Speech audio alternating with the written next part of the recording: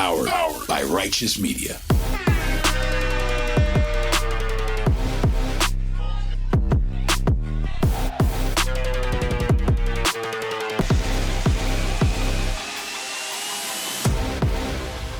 Welcome to Independent Americans.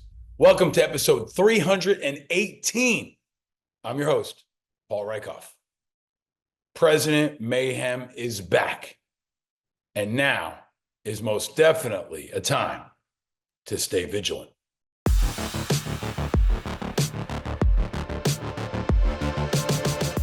You know Mayhem, the guy from the insurance commercials who destroys everything and creates catastrophes all around him? That's what President Mayhem is. That's what Trump was in his first term. I called him President Mayhem on this show for years, and it's never been more fitting than now. Because in just the first couple of days, chaos has returned as our new dysfunctional, destructive, and dangerous normal.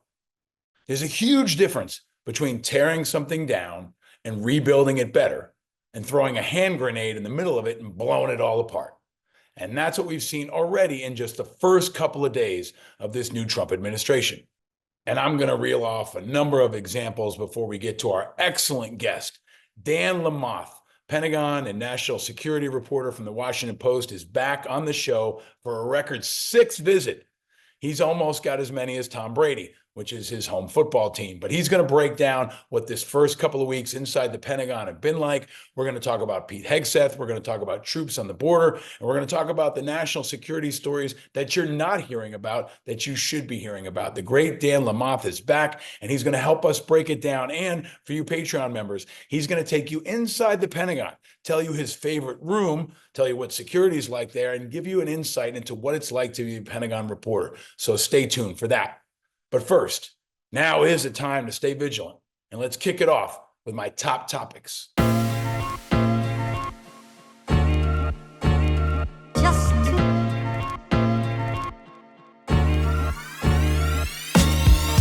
Oh, what a year it's been.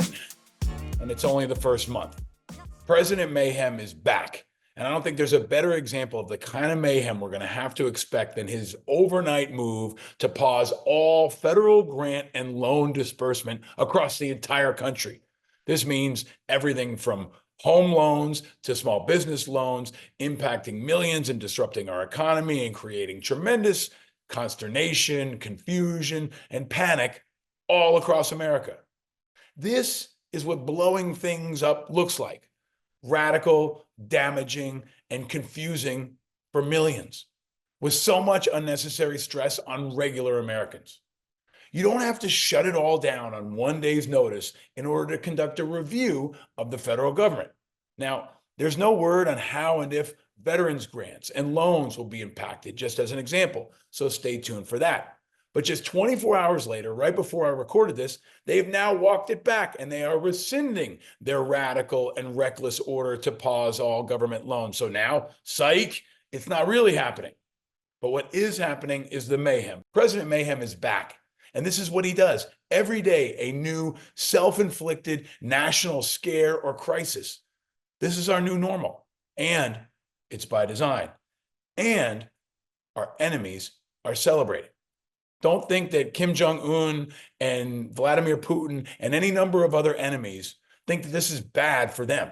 They love to see Americans confused, our economy stressed, our people with tremendous anxiety, our military being under attack from political elements. This is what our enemies want.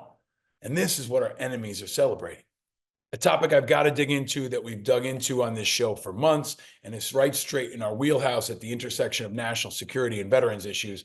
Pete Hegseth has been confirmed. So Friday night, I tried to take a night off and actually have dinner with my wife, and we went to see the new Alicia Keys show on Broadway, Hell's Kitchen, which I highly recommend. But as I was coming out of the show, I was trying to track on the vote, which you're not supposed to do, but I was still tracking on it nonetheless, and it came right down to the wire, as I said it would. 50-50. The Democrats on one side, the Republicans on one side, with only 3 Republicans crossing over.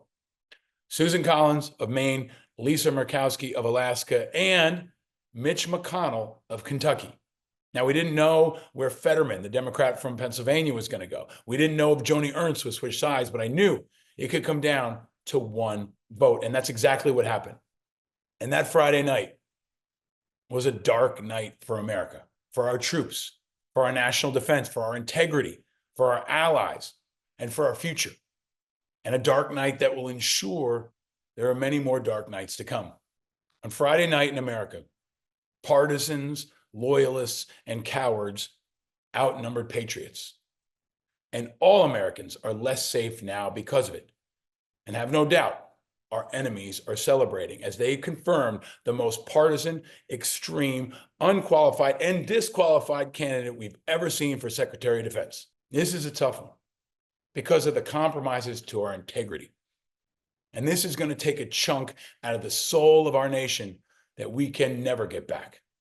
And we now have the least qualified, most political, most extreme, most disqualified, and most divisive Secretary of Defense in history. And Trump's culture war will start and be led at the Pentagon. Now, this is a massive defeat, not just for Democrats, but for America and for our national security. Again, I'm going to emphasize, do not hold your breath on the Democrats. The Democrats will not save you. And if you want another reason to be an independent American, you just got it on Friday night. But now to all of us, no matter what your political affiliation, all we can do now is dig in and try to slow him down and oppose him when he does something radical wherever possible, and prepare for the next fight. We, all Americans, failed to stop Hegseth, but we came close. It was not inevitable. One vote was the difference, and that one vote could go a different way next time. And now we've all got to rally together as independent Americans especially, and stop RFK Jr., stop Tulsi Gabbard, stop Kash Patel, and never give up, because these people are not normal. They are not acceptable, and they are not inevitable. So we will never give up. We can never give up. We got to keep fighting together as all Americans, and especially as independent Americans. We can never give up. Never. Because there are many fights yet to come, and it's on, including the president and new Secretary of Defense's mission to try to exact revenge on former chairman of the Joint Chiefs, Mark Milley. They're revoking his security clearance and removing his security detail, leaving him vulnerable to everything from right-wing lunatics to Iranian assassins. And this means it's truly on. And this is next level bad and to be expected. And now our country's political leadership, our commander-in-chief, and our Secretary of Defense are now at war with our own military out in the open and behind closed doors across the military. This is what they're focused on instead of our real enemies. They didn't come out of the gate focused on China or focused on Putin or focused on extremists or even focused on ISIS. They came out focused on our own military. And again, somewhere in hell, Osama bin Laden is smiling. And all over the world, our enemies are celebrating.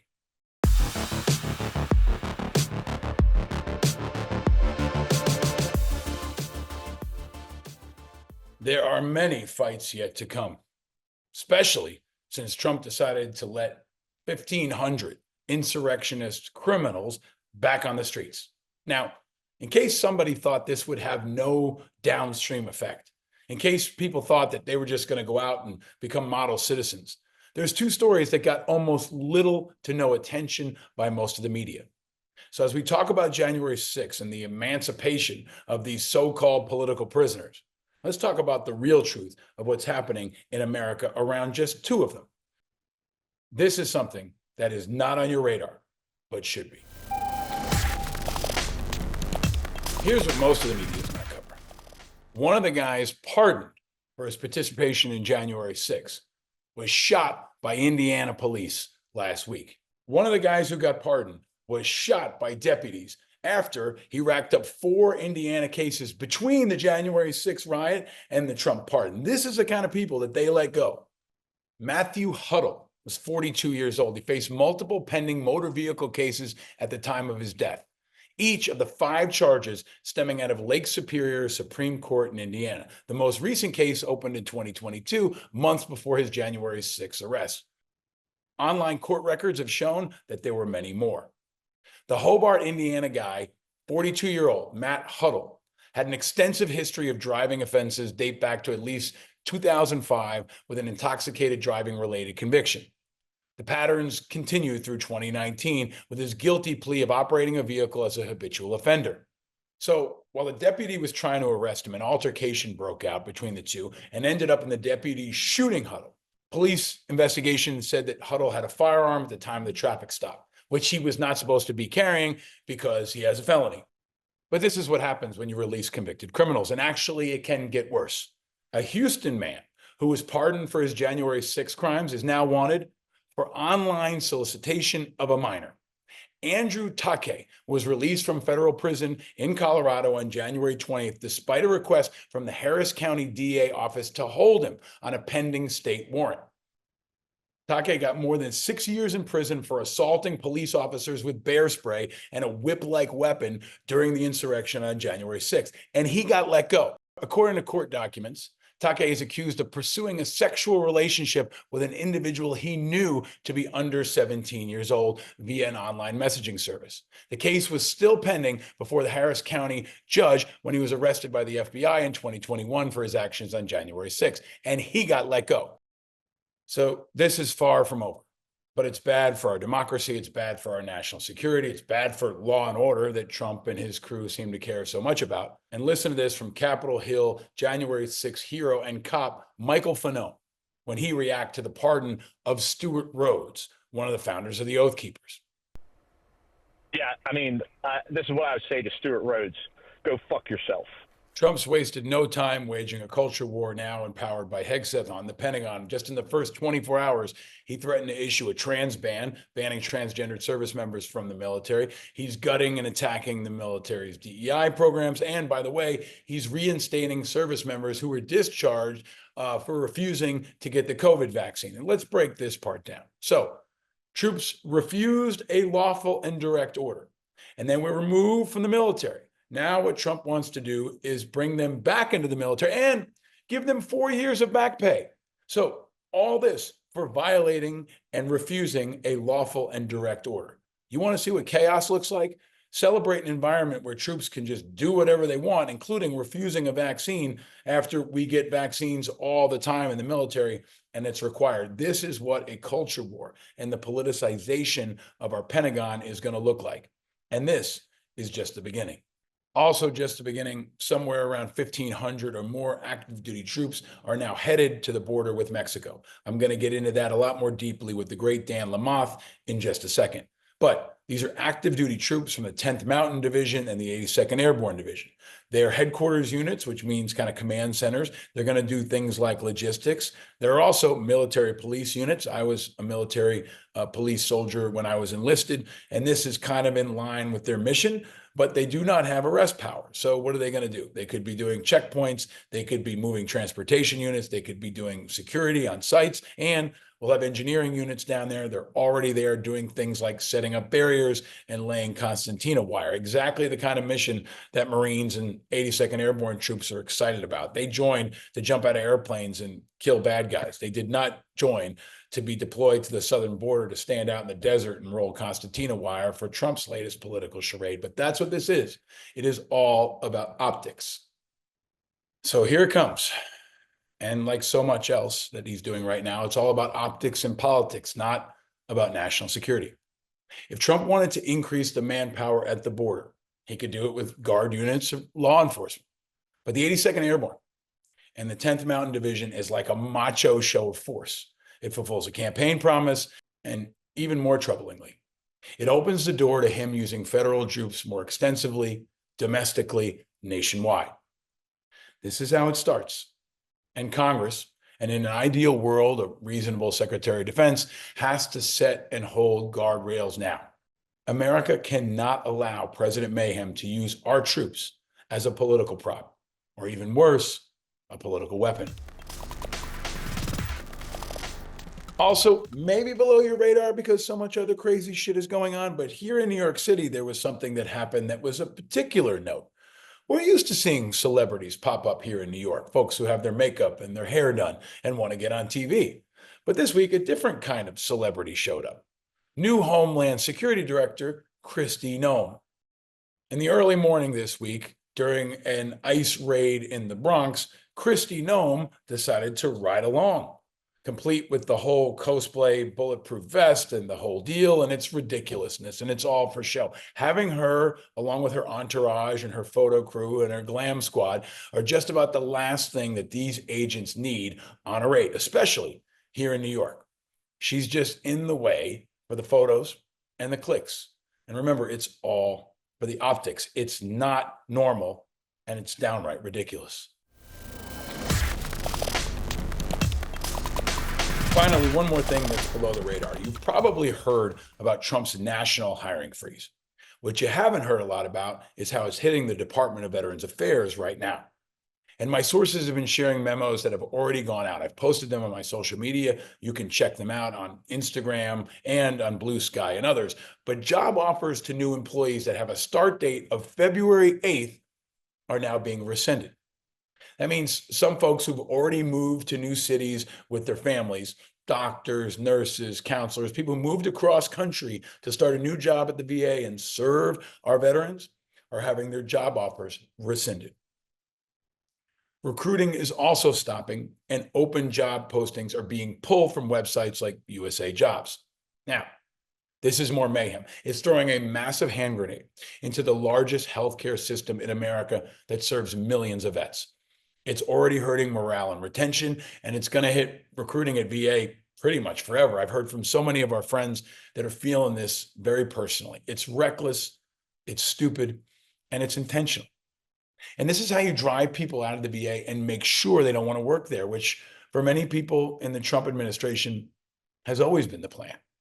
If you want to shrink the workforce and privatize the VA, this is how you accelerate it. But make no mistake, this hurts vets, the ones that work there, which are many, and the ones that are served by VA.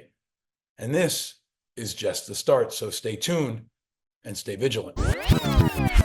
And if you work at VA or DOD and have related information you want me to share publicly or anonymously, please hit me up on my social media or go to independentamericans.us and send me a note.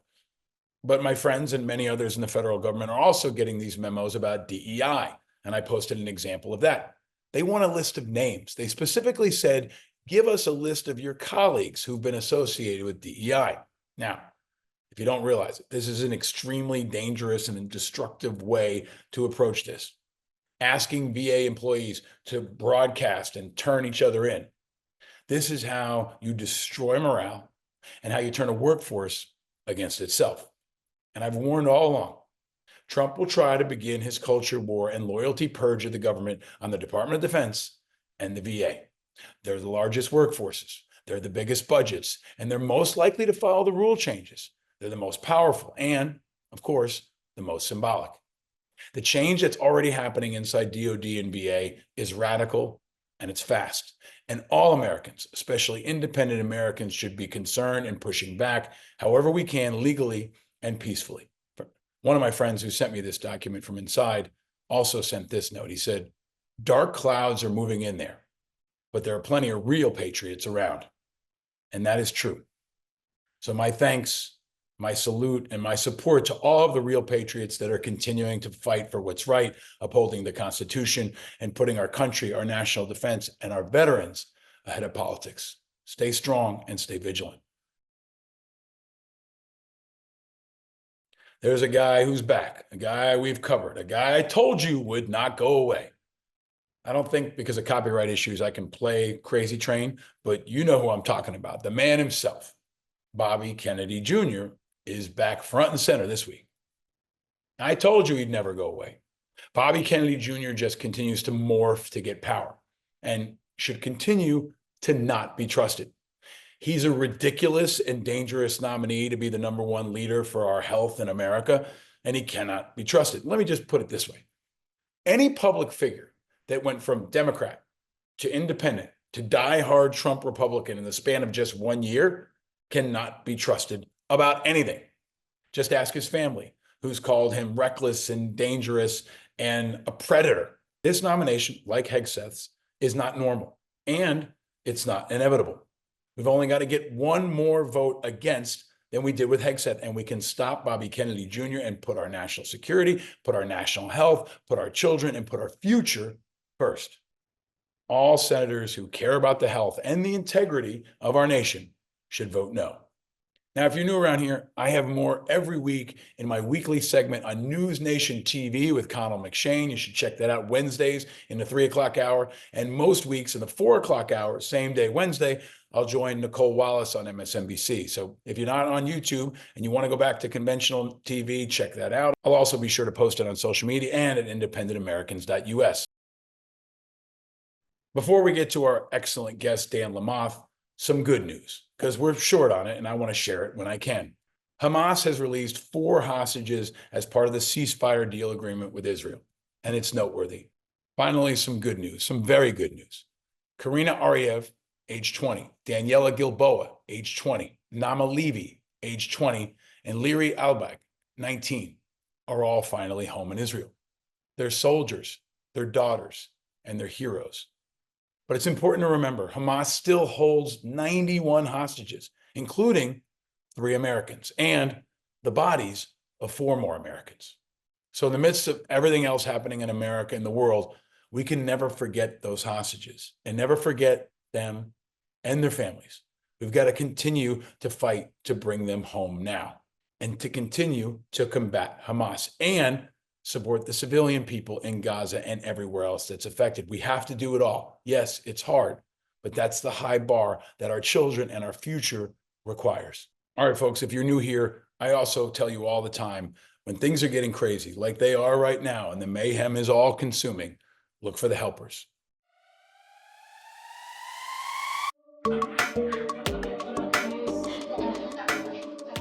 That's what Mr. Rogers told us. When others are running out, look for the folks who are running in. Now, more than ever, I encourage you to look for the helpers and be a helper.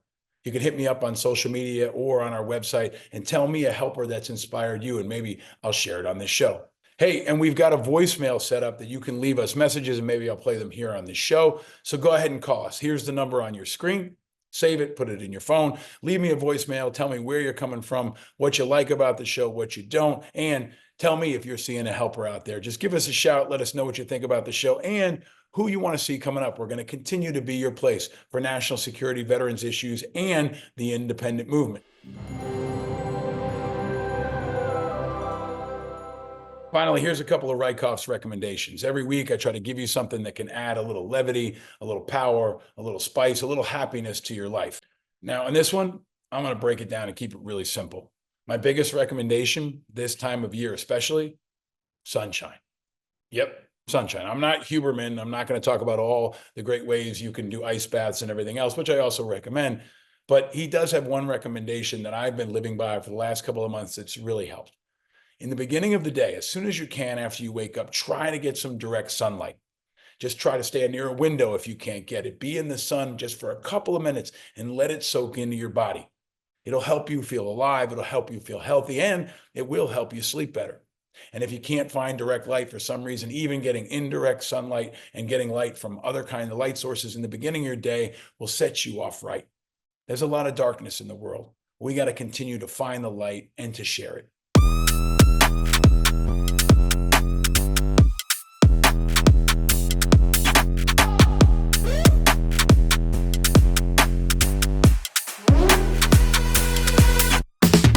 All right, and I'm going to give you my Super Bowl pick early. Those were some awesome games, fantastic games, a tough one for Buffalo, a pretty expected one for Washington, but a hell of a run for them. And now we return you to your regular scheduled chaos for 2 weeks. But the Super Bowl is coming up, and we've got the repeat of the clash that maybe we're sick of, maybe we love, Philadelphia against Kansas City. Now, I still love Saquon Barkley. I'm destroyed that the Giants lost him, but that was their fault, not his. And I celebrate his prowess and his incredible season and all that he's doing to inspire kids and inspire the country. He's always been a good guy. And I'm rooting for Saquon Barkley now and always. But I cannot go all the way and root for the Eagles. My 5-year-old, as you may know, is probably the biggest Chiefs fan in the world outside of Kansas City. So much so that he pretty much lives in his Patrick Mahomes jersey. And when he got a haircut this weekend, he asked them to shave into his head the number 15, which you can also see online. So when the chips are down, leaders are the ones who stepped up, and experienced, tested leaders are usually the ones who perform, whether it's a U.S. senator, a president, or a multi-time championship quarterback. Defenses don't win championships anymore. Cool, thoughtful, well-calculated quarterbacks do. And that's what you got in Patrick Mahomes. So until it changes, I am not betting against Patty Mahomes, Magic Mahomes, and I'm going with the Chiefs. Whether Travis Kelce scores a touchdown or not, whether Taylor Swift is on screen or not, I'm betting on experience. I'm betting on Andy Reid as well, who's a genius of a coach, and that magic that he's got with Magic Mahomes. My prediction, Chiefs 35, Eagles 21. Please be sure to subscribe here on YouTube or wherever you're listening, Spotify or any of the other platforms. Check out independentamericans.us. Be sure to subscribe to our newsletter. We'll get you episodes in your inbox every single week and share other important information. And be sure to check out our Patreon community. Big thanks to our Patreon members, the folks who give just $1, $5, whatever you can to fuel this movement, continue to bring this content, and continue to bring stories that you won't hear anywhere else and voices that you won't hear anywhere else, including our conversation coming up with Dan Lamothe. But to our Patreon members, you're going to get an exclusive extra piece of content with Dan where he takes you inside the Pentagon, tells you his favorite room, tells you what it's like to go inside the Pentagon when you're a Pentagon reporter, and his favorite trip ever with the Secretary of Defense. You're not going to want to miss that. That's only for our Patreon members. You can find us on Patreon or go to independentamericans.us to sign up now. Dan Lamothe is one of the best reporters in the game. He's inside the Pentagon. He's traveled with the SecDef. He's got his ear to the ground and contacts across our military. So coming up is a really timely, important, and blunt conversation with maybe the best Pentagon reporter in the world, our friend, Dan Lamothe. Welcome to a conversation about the most important issues impacting our politics, our culture, and our national security. Welcome to Independent Americans, episode 318. Ladies and gentlemen, independent Americans around the country and around the world. Whew, what a year it's been. We're only a couple weeks into it, and it is hot and heavy. We've always had a unique focus on national security, veterans issues, international affairs, the Pentagon, and all of that is front and center for America and the world. So I can think of no better guest than to bring back one of our true favorites, a returning champion, this will be the 6th time returning champion. The great and powerful Dan Lamothe is back on Independent Americans. Welcome back, sir. Thank you, Paul. So, how's it going, man? Wild times, huh? Yeah, it's the hours are long, the calls are many, and we're just trying to keep on top of it. Yeah, I mean, before we went to record, you've got some busy construction stuff happening around your house. As soon as I get ready to record, I got a moving truck that pulls up and just starts beeping the noise. I'm not moving, but somebody is. And I feel like chaos is the new normal. And, your world, especially of national security, is going to be no exception, right? No, for sure. I mean, I think what we've seen in the first handful of days at the Pentagon is, it's not business as usual. The way things are handled, the decisions that are being made, especially early in the first Trump administration, it somewhat felt like we were somewhat shielded from the Trump politics we were seeing across the Potomac at the White House. And I mean, I think we're very much in the mix this time from day one. So I want to get into all of it, everything from, what's going to happen to the chairman of the Joint Chiefs, Black History Month, Iron Dome. There's no shortage of topics. But for folks who maybe haven't heard you before, in my view, you're one of the best national security reporters in the world at the Washington Post. You go back and forth from the Pentagon. So before we get into the actual issues, can you talk about your vantage point? Because I think it's so unique. I think you were there on the steps when Hegseth first came in, but over the last, let's call it 2 weeks or so, where have you been through all of this? Yeah, I've been splitting my time between our newsroom in downtown Washington, the Pentagon itself, and my office at home. It's honestly, it's a lot of time on the phone. It's a lot of time on text messages and signal messages and everything else. And it's trying to make sense of everything we can through as many official sources and unofficial sources as possible.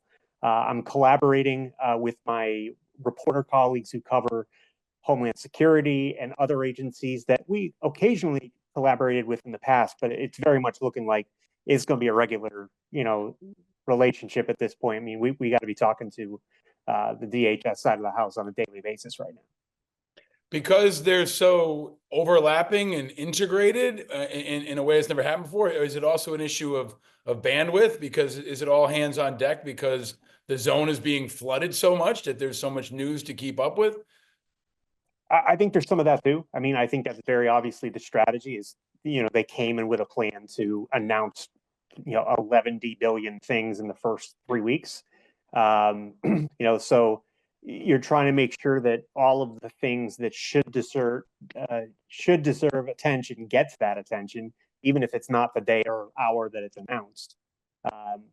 Some of these executive orders seem likely to have teeth and probably yield major policy changes later.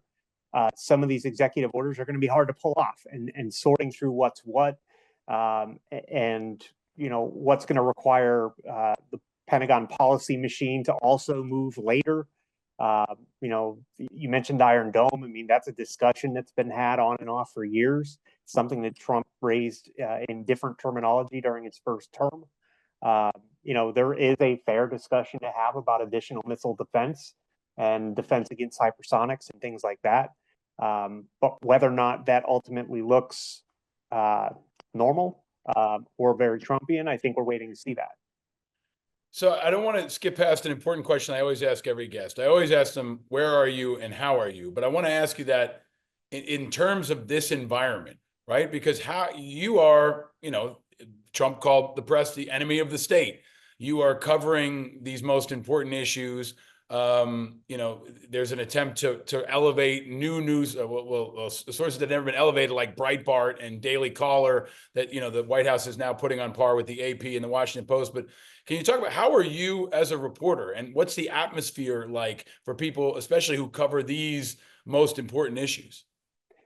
Yeah, I mean, I kind of take it as it comes.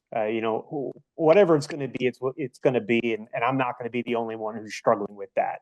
So I kind of look at it as, okay, if they want to tamp down on access, well, I'm not going to be the only one dealing with that struggle. It's going to be frustrating, but you just do your job the best you can. The Pentagon bullpen is still open. They're still taking questions. There's still reporters walking around the building. So far, that piece of it feels very much the same. People have their opinions on Pete Hegseth as defense secretary. I would say day one, walking in the door, he took 8 questions off the cuff. They weren't easy questions. It was very awkward watching him answer whether he was going to fire the chairman of the Joint Chiefs while said chairman of the Joint Chiefs was standing right next to him, right? Like, that's a different environment, but they weren't ducking us either. So, I mean, it doesn't have to be friendly. It just needs to be professional, and we'll work at it day by day.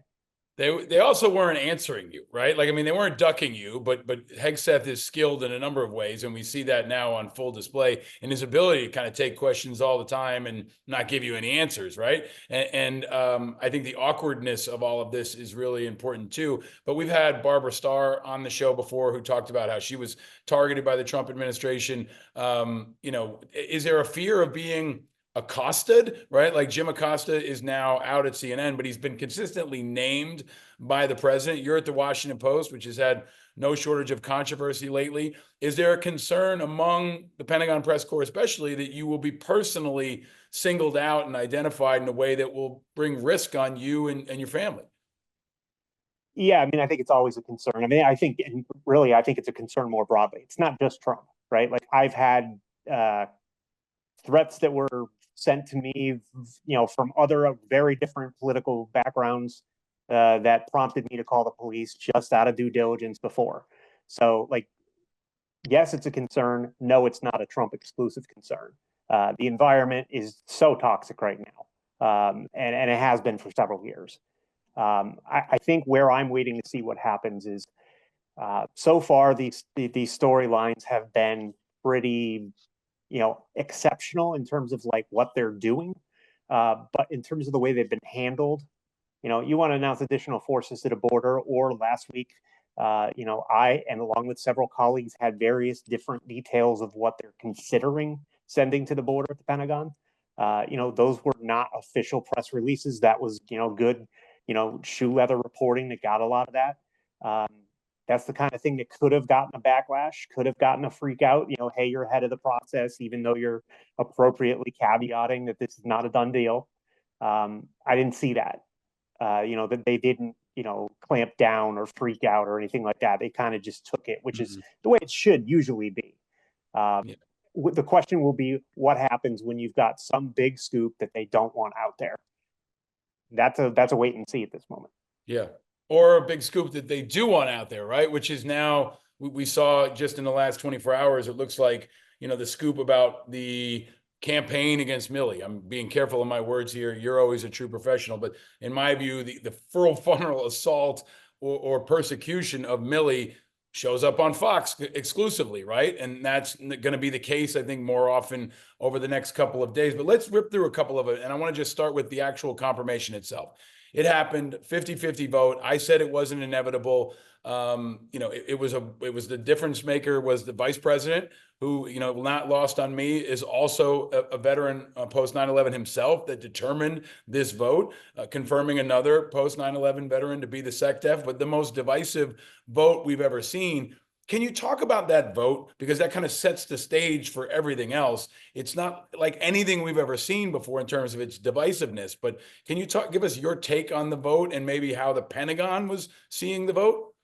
Yeah, I think if you play this back a month or two, when Hegseth was first announced as the selection, there was a lot of questions over whether or not there would be enough Republicans. And you could kind of assume that the Democrats would be uniformly against this nominee with this background. But, would Republicans kind of fall in line totally, partly?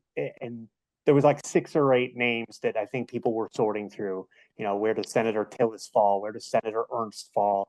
Murkowski, people like that, have shown streaks of independence at times in the past.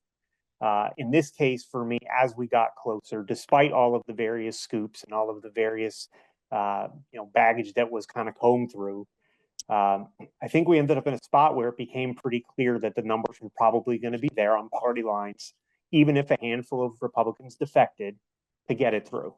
Particularly once Senator Ernst came out on the record a couple, maybe 10 days ago and said, hey, I've had my questions addressed. I've met with Pete several times. He has my support. For me, that was a signal that we were probably going to get a confirmation. I found it fascinating. It was a Wall Street Journal scoop in the last day or two where Senator Tillis apparently was communicating with family members from the Hegseth family and basically encouraged the ex-wife of Pete Hegseth's brother to go on the record to describe her concerns over what she saw and told Tillis, at least the reporting goes, told Tillis what she knew. Tillis apparently told her that, this might change momentum. This might move the needle.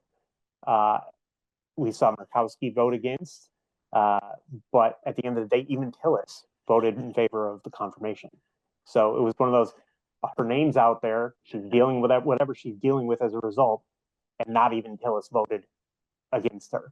So, but McConnell did, right? And this was one that I was trying. There's a question of, is Fetterman going to go with the Republicans? Was a question, right? Is Ernst going to reverse her statement? Is Tillis going to move? And then McConnell was one that I was watching throughout, right? I mean, I remember being at MSNBC and saying, watch McConnell, and people kind of laughing at me because MSNBC often gets the Republicans wrong, right? But that was a really important statement from McConnell and might be a sign of how he may be more independent, especially on defense issues and foreign policy going forward. Is that, I don't think you can read enough into that. I think that's really, really important because most people didn't have McConnell on the board, right? I've heard people say that about McConnell, that in this new post, no longer running the Senate life that he has, that he's going to focus on national security in particular, and he's going to have an independent streak. Now, a critic might say, hey, the way you handled things in the past set in motion some of these wheels. Sure. But he has been pretty pointed in some of his recent comments and some of his votes. I went to the Reagan Defense Forum, which is this big conference in December. McConnell was one of the speakers. He threw his weight behind Ukraine support. He raised an alarm about isolationism. It had kind of a McCain-esque feel to that. Yep. But the question is, you're doing that now, but not 5 years ago. Yeah. You know, what's the It change? feels like, is this a McCain moment? Is this a McNamara moment? Right? Like that's almost what it feels like in some ways, where he feels a necessity to hold the line. I mean, Amy McGrath has been on this show before. I've rarely heard her praise McConnell, but she did talk about how McConnell's always been very serious about these issues. Let's go through some of the other stuff. So he gets there the first day. You know, this was a really important scene because that entry point, right, when you kind of walk into the building, right, and the chairman of the Joint Chiefs, you know, greets you, and we get to see the kind of presentation of the SecDef. You know, that might be what more Americans saw than the actual hearing. He walks in with CQ Brown, who has been, you know, in their crosshairs for years, like probably on the list of like most likely to be fired. And, you know, folks ask him, are you going to fire CQ Brown? Then they walk into the building together. And then, you know, in the span of 24 hours, it's everything from a memo that he sends saying it's DOD, not DEI. They won't talk about whether or not they're changing Black History Month. They're talking about a trans ban. They won't answer about removing CQ Brown. He starts calling Fort Bragg Fort Liberty again, right? Hegseth does, which is the old name. He starts calling Fort Liberty Fort Bragg, right? Sorry, thank you for the correction. And then you and others cover, they're sending at least 1,500, probably more, active duty troops to the border, including the 82nd and the 10th Mountain. But let's just go through a couple of those. I think it was one of the first things he sent to the force. He sent his general message, which was an echoing of the lethality thing and this kind of warrior culture thing.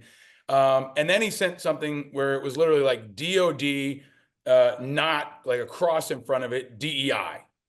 Now, I think that might have been one of the first public statements. He cranked up his Twitter again, right? He's starting to publicly communicate.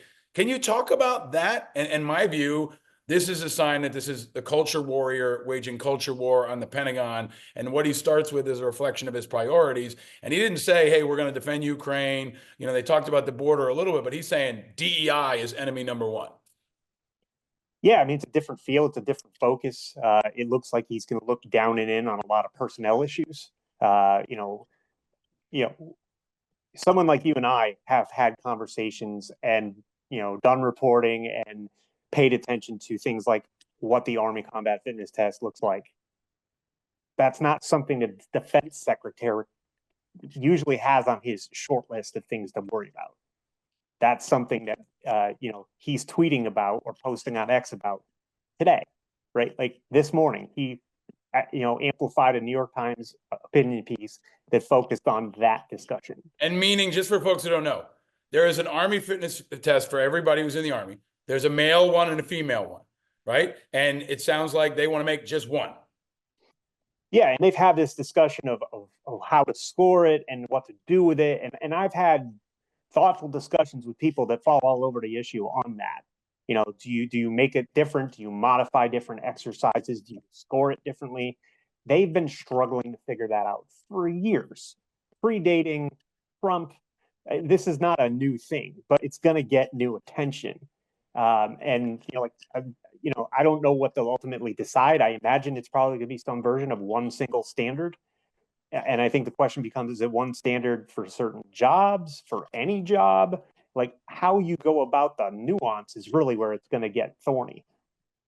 Yeah. And I mean, this might surprise people. This is one area where I actually would be inclined to support it. I mean, it's kind of like a firefighter's test or others where there's a minimum physical criteria to do the job, regardless of gender, age, whatever else, right? And as somebody who came up in the Army myself, you know, I would be open to that conversation if it was truly done fairly. Now, of course, the Army is trying to accommodate the physiological differences between women and men, which always, so I don't know how they're going to figure this out. And to make it a priority and to make it a Fox News conversation rather than like a scientific in-depth analysis with recommendations from a crew, it seems like the way they're going to do everything. So let's jump ahead to the other big announcement. They're sending active duty to the border.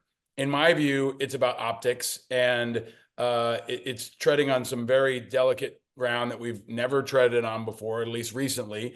10th Mountain, 82nd Airborne, looks like MP units, logistics units, engineers, right? Can you tell us a little bit more about what the latest is on these new troops that are going to the border and what else might be to come? Yeah, I mean, so I think one point, at the height of the first Trump administration, there were 8,000 active duty troops on the border. It was this weird thing that Mattis was trying to deal with. It was something that he seemed to try and work around. There was all this weird ground rules, like, hey, we'll have the MP arm, but not everybody else. You're not going to be actually interacting with the migrants. Like just a lot of very specifics. Basically, we'll support, we will work in support of the, civil authorities. This is a law enforcement mission. And a lot of the language you heard at the time. And I spent 2 days in Brownsville and McAllen in Texas, watching them string razor wire. And that's basically what the mission was trying to like just put up additional obstructions. And it kind of had the feeling of, even then of a lot of messaging, right? Like a lot of like show and tell, hey, we're here. But they weren't going to be kicking in doors, and they weren't going to be arresting anybody trying to cross. That was not their job at the time. This time around, President Biden had 2,500 active duty already on the border. The initial additional tranche with Trump is now boosting that from 2,500 to 4,000. Those troops are starting to arrive already. They're spread out. The Marines seem to have California. I would imagine you're going to see Army units in Texas and so forth. But then there's this additional conversation. And then I've done a fair amount of reporting on that. I've heard numbers well over 10,000, which wouldn't surprise me, because if you're Trump and you're trying to show that you're doing more than you did last time, then it's probably going to be more than 8,000. The question I have is the how. What are you putting on the border? So if you're sending a brigade of the 82nd Airborne, for instance, like that's a brigade that was set aside as a crisis unit in case something popped off overseas quickly. Now they can eventually backfill for that unit, but there's that weirdness of like, okay, what if something happens a week after they go to Texas? Do they up and move? Do they send someone else? And I think those are the second and third order effects that we just don't know yet. And what we're seeing too that is different is the flights, right? Like they're actually moving migrants out of the country on military flights. You've reported they may be deploying strikers, which are giant armored vehicles, right? And I said I wouldn't be surprised if they sent tanks down there because they look big and scary. And I wouldn't be surprised if there was a parade where he made them do a loop around all 50 states and burned an endless amount of fuel and brought them all the way back down in some kind of like, massive show of force. But it also kind of feels like a drug interdiction mission on steroids, right? Like there was always a line where they couldn't cross the border, they couldn't do actual detentions, and they kind of backfilled against law enforcement. Is there a scenario where the reporting becomes something went wrong, right? Usually that's it. Like it could be a guy falls off a truck and hits his head and dies, or somebody gets stabbed by a migrant when they're moving them, or someone gets shot and killed. There's any number of things that can happen. Is that going to force a more serious discussion, or is that just going to be considered kind of a cost of doing business when you move this many people in this kind of way? And I would ask a follow-up question too, Dan. Somebody's going to say no, right? There's going to be, the equivalent of a conscientious objector or someone who just says, I don't support this mission. There's going to be a Cindy Sheehan moment. Are you hearing anything about people saying they won't go? They won't deploy in this mission, and they will instantly become famous. And, once they get out of military jail, they'll be on every news program in America. Short answer is I think any of that's possible. We've discussed before, the actual rank and file are all over the map politically themselves. Where they have their own individual, moral boundaries and quandaries. Yeah, I don't know how that falls out. I don't know who says no. I think any of that's possible. I think so long as DOD writ large can frame this as being in support, not kicking in doors in Chicago, there's probably a spot where this can find a steady state. To the question of like, what if something goes wrong? It has gone wrong before. There's a case from the 1990s where there was active duty Marines on the border back then. They misinterpreted some random 18-year-old kid who had a rifle while he was out tending a flock of sheep, and he was shot and killed by the Marines. It was a big story at the time. That story actually surfaced in some ways in a Tommy Lee Jones movie years later. And that became a big thing. And you saw the active duty pulled from the border back then in the late 90s. So I think that's in the back of a lot of people's minds. I've had that particular case come up in conversations in the Pentagon this week of like, hey, I hope we don't have a moment like that again. And then they're going to have to like really make sure that people understand their mission, make sure they understand the boundaries on that mission. And, there's a big difference. There's a lot of people moving back and forth across that border, including Americans, and including people who have family on both sides of the border, who have a right to be there. And they may look like one thing to you and be something entirely different. Yeah. I mean, if I was in the 82nd, I wouldn't be too psyched about this mission, right? I mean, you join the 82nd because you want to be a hard charger. You don't want to stand on the border in the heat and lay concertina wire for months and months. So I think the optics are a lot of this, but I don't want to focus on this stuff, but this is what they're focused on. It looks like in the first, I don't know, call it 30, 60, 90 days, they're going to wage a culture war in a couple of ways. Trans ban will probably be back. Sounds like they might just not do Black History Month, right? And not recognize it, not do events like has normally been the case, I don't know, for the last generation or so. Maybe I'm wrong about that, but I don't think so. CQ Brown, I just want to get your thoughts on that. Is he a dead man walking? I mean, is he out any day now, or you think they're going to kick that one down the road and it's going to be some kind of like an FBI director Comey thing where it just drags on and becomes more dramatic by the day? I actually think he can survive at this point. I think if they were going to do it initially, they would have done it already. I think they demonstrated what they wanted to demonstrate by firing Admiral Fagan on the Coast Guard side. And everything I'm hearing right now is that CQ Brown is handling this in a way where they seem okay with him. Trump also hired him as his chief of staff of the Air Force. Like, they do have history. So I think if reframed, and I mean, if you're CQ Brown, you can rightly say that, hey, I was carrying out the orders that I was given during the Biden administration. They wanted to focus on this and that. I gave my best military advice for that. I will do the same for you on these other things that you have as, priorities.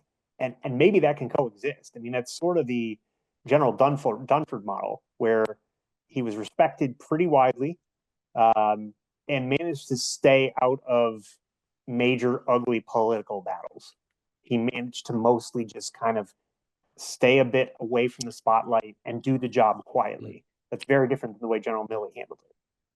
Which is, does CQ Brown become the next Milley, right? I mean, because there is an optics to this too. If Trump can get CQ Brown to be the guy who has to execute the removal of Black History Month, CQ Brown's African-American, he's a trailblazing guy, he's an inspired, I think he's incredible as a human being, but also as a leader. If you've got CQ Brown in that job, rolling back Black History Month, implementing a trans ban, changing the names of bases from, traitorous Civil War generals, back to the names of traitorous Civil War. I mean, that seems like it's optically more useful for Trump than to fire him, make him a martyr, have another Milley flying around out there causing trouble. I mean, I think in some ways it's the more shrewd and maybe more effective way to approach this. But we can't talk about this, Dan, without talking about Milley.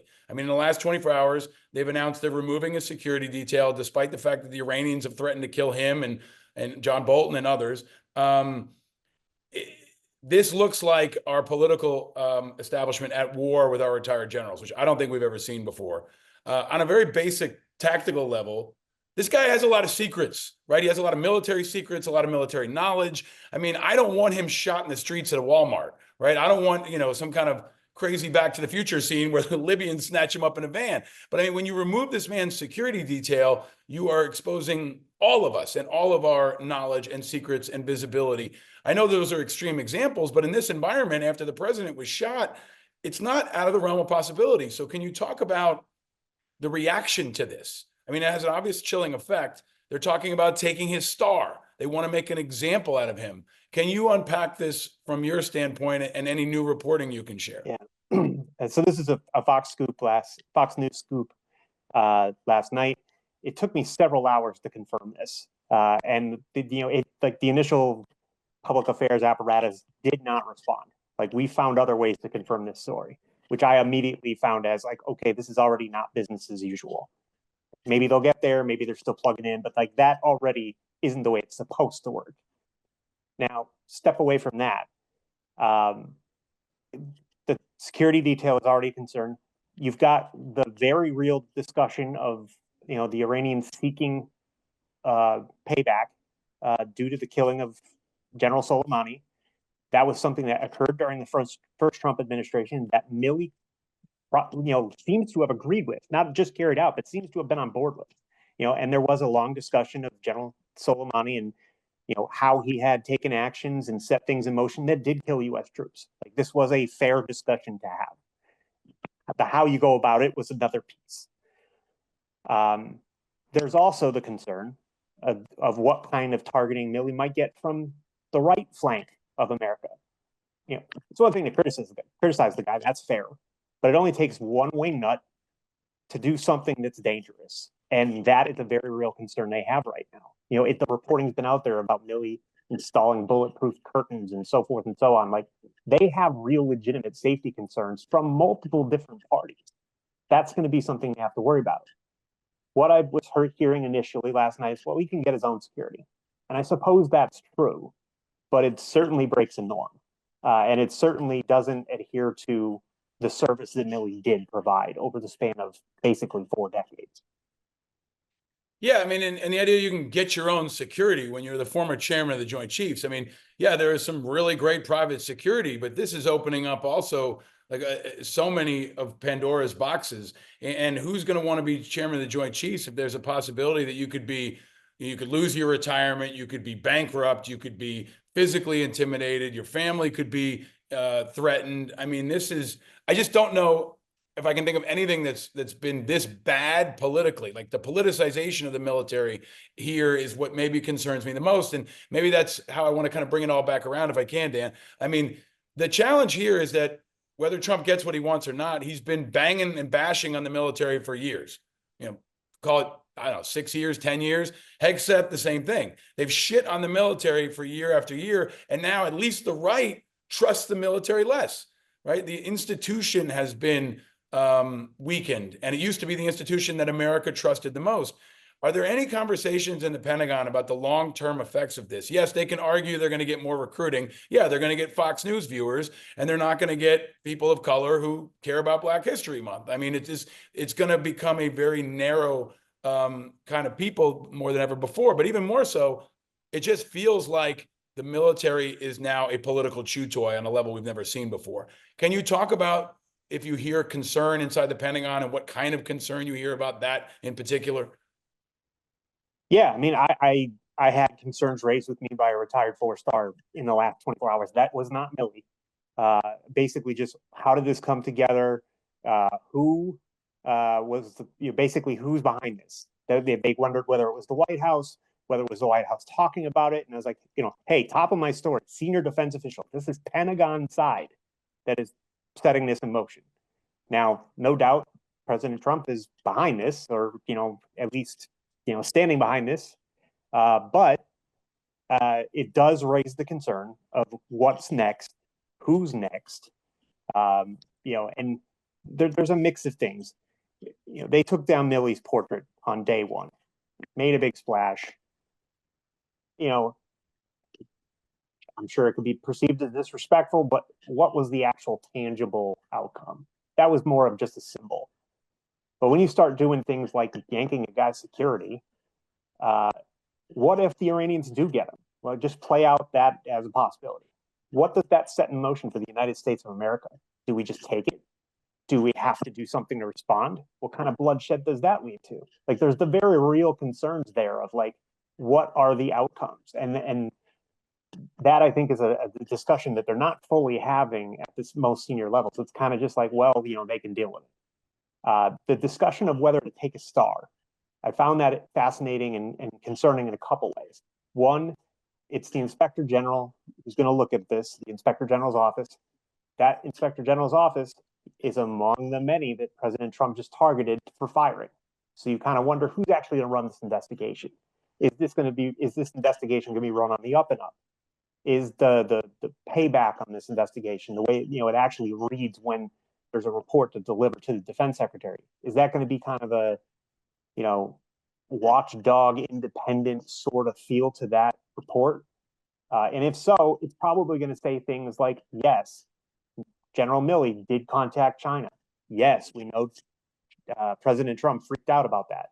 However, the reporting on this previously would suggest that Milley ran that through Trump administration officials, had the blessing of the defense secretaries at the time, made 2 phone calls with coordination with other parts of the government. He wasn't freelancing this, if that's all true. In which case, you can question whether it was handled in a certain way. But if everybody signed off on this within the national security institution at the time, and Trump wants to call it treason, there's a gap there in understanding and credibility. And it would be hard for me to fire him then or demote him now in retirement if that's what you're going to base it on. What the actual outcome is certainly a question, but so is the way it's carried out. Yeah, I'm concerned about the how just as much as what the final result is. Yeah, and just the message to the world that we're going to make our family fights public, and we're not going to take care of our own. And that, I think, is the national security imperative that I think has our enemies celebrating and concerns me the most. Like the very real national security implications. He could pull Admiral Mullen's security clearance and his protection. He could pull him on all of them. And if we have all these former chairmen of the Joint Chiefs floating around while, Sean Hannity and Tucker Carlson are calling their name and bombing them away in addition to the Iranians, it just leaves us exposed in my view. So Dan, let me ask you to take this also a step further. I always want to talk about what's next. A lot of people were very vocal in opposition to Hegseth, Esper, Mullen, all these former secretaries of defense, former chairman of the Joint Chiefs, retired generals. What do they do now? Are they all just going to shut up and watch for a couple of months? Some of them have been on this show. I hope they'll come back. We've had Chuck Hagel, we've had General Petraeus, I've had Admiral Mullen. I hope they will come back on and tell us here. But does anybody have a plan? or is it to just wait and see? Or is there any kind of next generation organizing where generals wouldn't normally get involved, but the stakes have become so significant that they will get involved in some way in the political discussions? No, I wonder that myself. In terms of actions that have been taken before, you've seen groups of retired officers coordinate a letter. You've seen retired defense secretaries do the same in the first Trump administration. Do you see something like that? I don't know. Even if they did, I don't know that it would move the needle. I don't know that it would change what they're doing now. They seem to be pretty set in their ways. They seem to kind of blow a lot of that off. So I think there's a calculus that a lot of these guys have to do of when does it make sense for me to speak up again, particularly when I spoke up before the confirmation and the confirmation happened anyway. How long should I keep my powder dry? In what manner should I speak up again? Because if it's not going to move the needle and I'm speaking up, well, then I kind of, then I got nothing left. So I don't know where they land on that. I think the question for everybody in America who's concerned about this is who's leading the opposition. I mean, the Democrats look feckless and strategyless and leaderless, and the generals are all keeping quiet, and there's activists and organizers and retired folks, but there doesn't seem to be a coordinated plan to fight back or hold the line even on things that are important. So I think we all have to really keep a close eye on that. Dan, let me ask you, as we wrap this up, what's most urgent that's not getting covered right now, right? I mean, we've got everything from Ukraine to the Arctic. There's now tension with Colombia, but if you were teaching a class, right, I think you have before, on what's the most important thing that your students should be looking to that's not getting a lot of coverage, maybe the most dangerous even, what is that? And what should we expect over the next 30, 60 days from Hegseth's travel schedule? Where's he going to go? What does he have to do? What boxes does he have to check that are spots for us to watch how he acts? I mean, I think the short-term messaging discussion story is going to be border, right? If you told me Hegseth goes to the border within days or next week or whatever, yeah, that seems about right when you're spending a lot of your time and emphasis on it already messaging that. And Mattis got to the border and others got to the border in the first administration. Like if it's going to be what the administration emphasizes, then it's probably going to be what your senior appointees focus on, at least to some degree. The discussion of long-term stuff is where I think the concern remains. National defense strategy, broadly agreed to, bipartisan, retired officers, active duty, politicals from all parties, all see China and Russia as the primary concerns. The Ukraine war has not gone away. It's not on the front page the way it used to be, but it has not gone away. People are still dying every day. And we're now left wondering, what does that war look like and how does that war end? President Trump has talked about it. He's also talked about the need for NATO allies to spend more money on their own defense. There's a fair discussion to have about that stretches back. We heard President Obama have a very similar conversation back then. But what does that actual negotiation look like? What does Russia get away with or not? And the existing front line in eastern Ukraine, to what degree does that hold, particularly if ammunition is no longer going? Does it disintegrate? Does Russia at some point, able to do things they've been trying to do for a couple of years now and actually pull it off and move farther in? What does that do to NATO? What does that do to allies? What does that do to Russia's ambitions in other parts of Europe? Those are all real concerns, and those might be 2027 stories, but they're there and they're real and they're legitimate and they're grave. China is still looking to expand as well. The Trump administration has talked about China as a threat, but they are focusing a lot of short-term energy in other places. We'll see how that plays out as well. Yeah, the first Taiwan dust up is going to be definitely one to watch. Dan, can you stick around for a couple extra questions? Just 3. I want to, our Patreon members, thank you for supporting. I'm going to ask Dan a couple questions about what it's actually like inside the Pentagon that he has a unique viewpoint on. If you're watching on YouTube, please subscribe, spread the word, follow Dan and all of his reporting. Dan, a final question.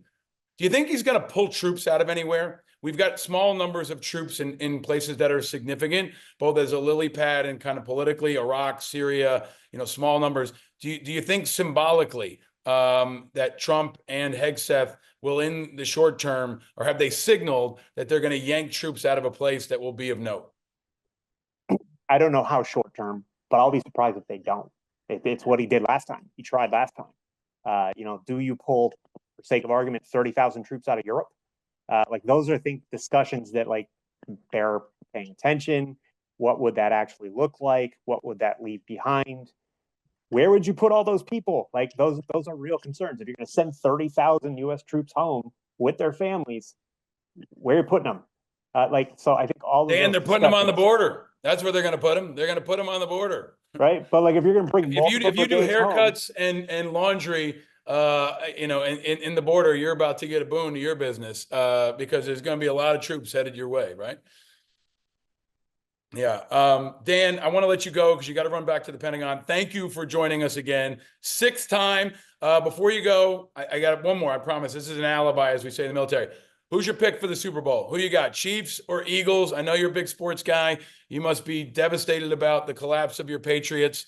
You have, I'm sure, false hope about your Red Sox. What are you picking in the Super Bowl, man? I'm actually going to pick the Eagles. I love the running game. I don't think this is the Super Bowl matchup that the majority of America really was looking for or excited about. Most people would have wanted to see some sort of new blood here.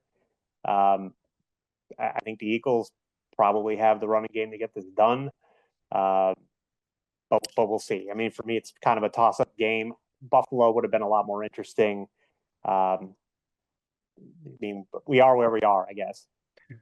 I'm with you. And in a time of disruptors, I am going to support the status quo, and I'm picking the Chiefs only because at the end of the day, in my view, it comes down to the quarterback, just like at the SecDef or the president. It's ultimately the quarterback that wins and loses games. And if I have to put money on somebody, it's hard to bet against Patrick Mahomes, who I wish was our SecDef or in government right now, to add some stability and consistency to what is a chaotic environment. Dan Lamothe, thank you for sticking around.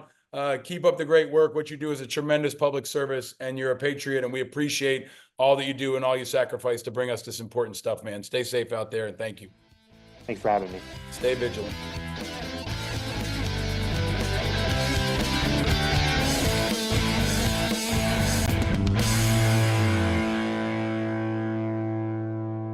All right, if you haven't before, please subscribe on YouTube and check us out. We're doing a lot more video, and that is the future. We want to hear what you think, so share whatever you can. Hit us up on social media, follow us on YouTube, and go to independentamericans.us. The future is full of independents, because independents are the future, and we are not alone in our independence.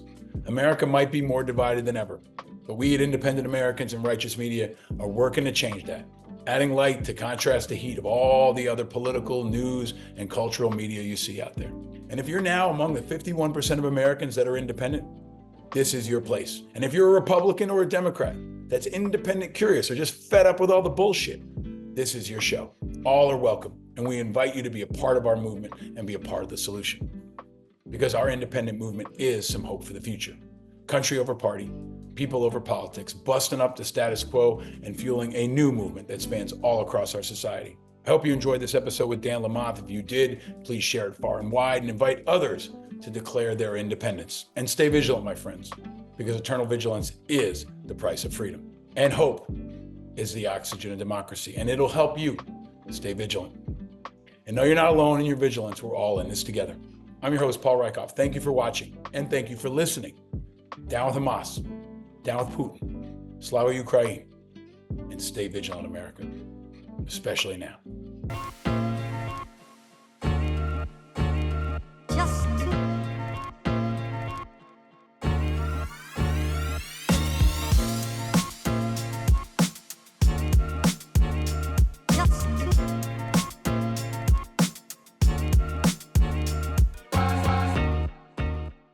Powered by Righteous Media.